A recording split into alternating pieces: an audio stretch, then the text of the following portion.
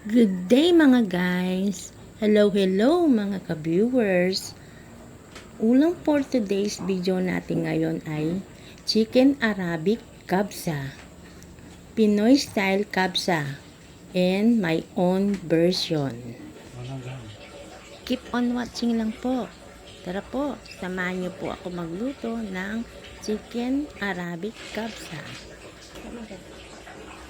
Naggisa lang po ako ng bawang, sibuyas, at nilagay ko ang mga spices na dapat kong gamitin.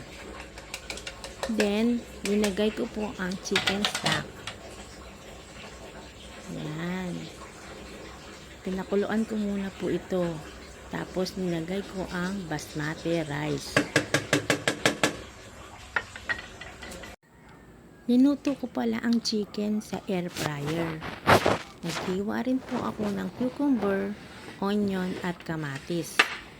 Ito pong manok na ito ay binabad ko ng 2 araw. Then nilagyan ko lang po ito ng iba't ibang spices. Check natin po yung rice kung luto na. Ayan. Konti pa pong luto.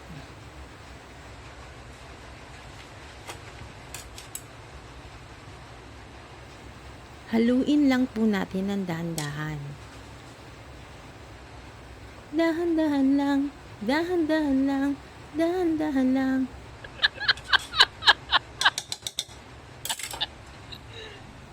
Napakanta tuloy ako.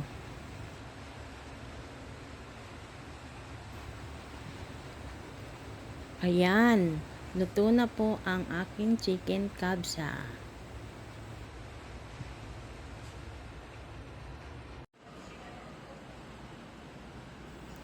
Prepare ko rin po pala ang baon ng aking asawa papunta sa kanyang trabaho at ang aking anak.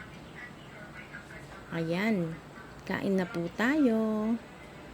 Salamat sa panonood sa aking mga cooking videos. Sana nagustuhan ninyo ang aking chicken kabsa, Pinoy style and my own version. Thank you for watching my video. Have a nice day.